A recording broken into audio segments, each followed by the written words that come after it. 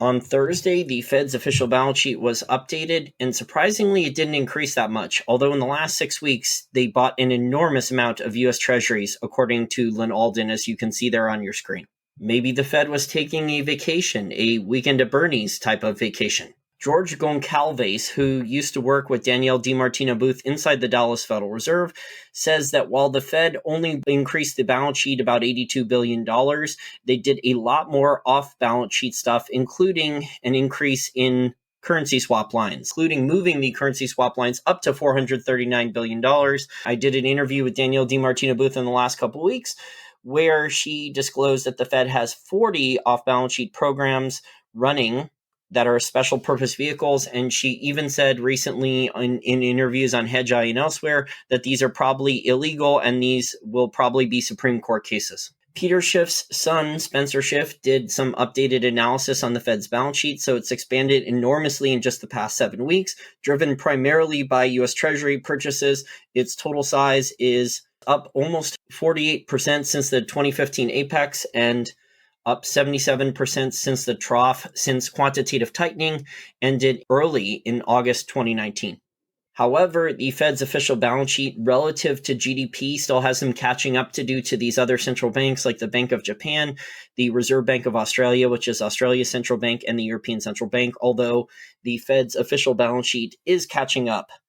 But look at all those hockey sticks. Crazy, especially Australia's one. That thing is straight up insane. We got the jobs list claims today, also on Thursday. Over 30 million adult Americans now have filed for jobless claims in the last 6 weeks. Really, really sad. So the real economy is melting down. Lots and lots of problems in the real economy. Here's another chart showing how bad the damage is. Obviously, it's even way larger than 2008. You can see there on your screen. So the last 6 weeks have been totally brutal. I don't think this is over yet. I've still heard a lot of anecdotal stories in states like Florida and others that are dreadfully behind on jobless claims, that the websites are not working. So I guess we have a weekend at Bernie's, asset markets, everything bubble relative to the economy. So the economy is in the middle, and you have the Fed and Jerome Powell trying to prop it up with fiat currency and credit. But in reality right now, the economy is mostly dead, unless you count grocery store, Costco, Walmart, Target, pharmacy, basic consumer staple purchases, but a lot of things in the economy are not doing well, despite what the stuff on CNBC and Bloomberg will say.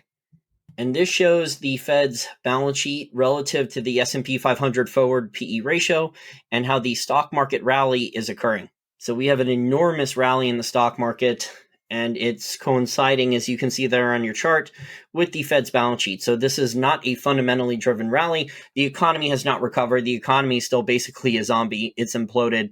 There's tons and tons of data and evidence that the real economy is actually getting worse. Meanwhile, look at the stock market.